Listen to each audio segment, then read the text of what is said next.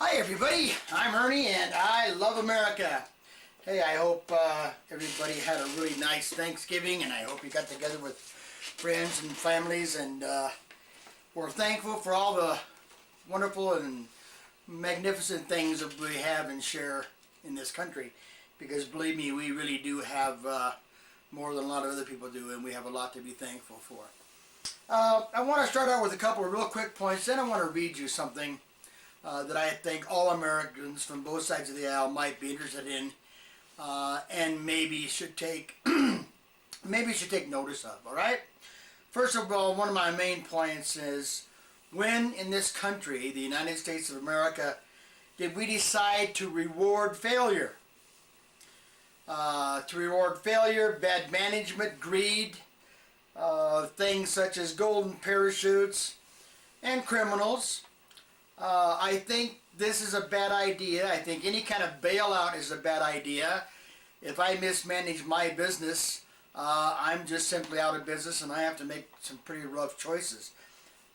This is just, in my opinion, throwing good money after bad money, and I don't see how it's going to help anybody, especially in Detroit, other than the stranglehold the unions have on America, and of course, like we all know, that they want more.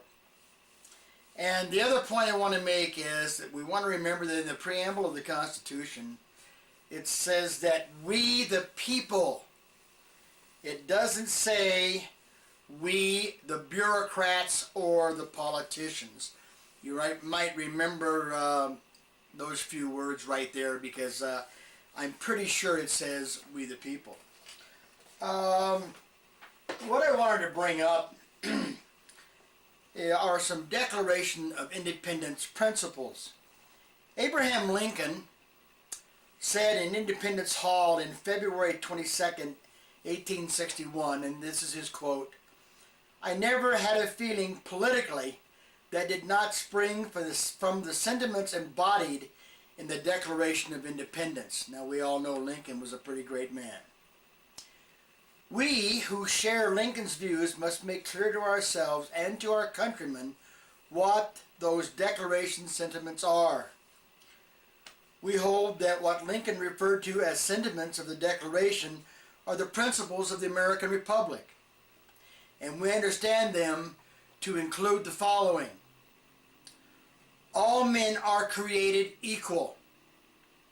Hence, they have equal rights, natural rights, as a gift of their Creator.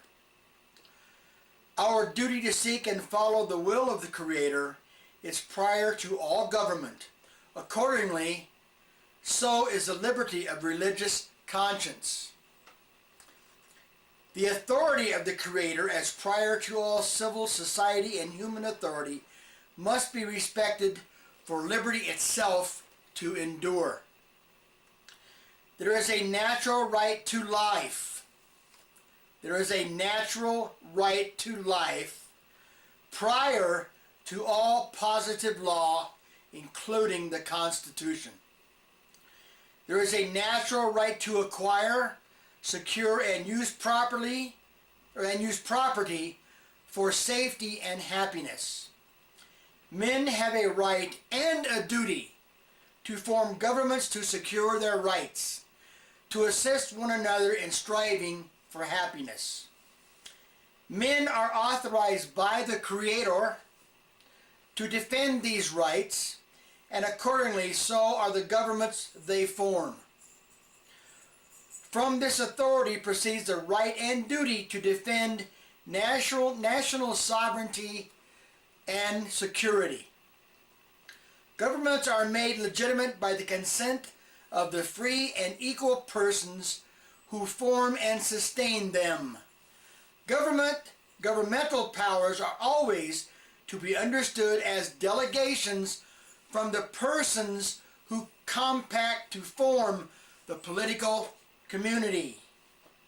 To enjoy the right of political self-government, men must be capable of personal self-government, the virtue of self-control. A people without decency cannot secure its liberty. Let me repeat that short sentence. A people without decency cannot be secure in its liberty. The institutions by which the life of liberty is fostered, especially the marriage-based two-parent family, the churches, and other associations aiming at the good life, are to be protected and cherished. The vocation of citizenship is a free republic, the vocation of citizenship in a free republic is noble and honorable. Public service, especially in the defense of the rule of law, merits praise and respect. The right to self-government entails the right to arms by which tyranny can be resisted and new government established when necessary. Governments may fail in many ways and still be tolerated. Peace is a precious good, and the people may be well advised to be patient with occasional governmental abuse to avoid rashly unleashing the season of popular passion and violence that will accompany any change in the fundamental form of government. But the worst failures, tending irrevocably to excessive concentration of power, consolidating the branches and depriving the people of its liberty, or withdrawing the protection of the laws from the people, constitute tyranny or anarchy, and maybe sometimes should be resisted even to the point of rebellion, as our founders declared. Free speech and a free press are both required for the practice of responsible liberty, as necessary means by which the people can get together to govern themselves according to the laws of nature and of nature's God. All persons have a right to equal treatment under the law without regard to race, creed, or ethnicity. It is the duty of the people, individually and in their associations, private and public, to declare the principles of self-government. The people, all right, not the government. It is the duty of the people, individually and in their associations, private and public, to declare the principles of self-government, including the fundamental American creed that our liberties come as a gift of the Creator.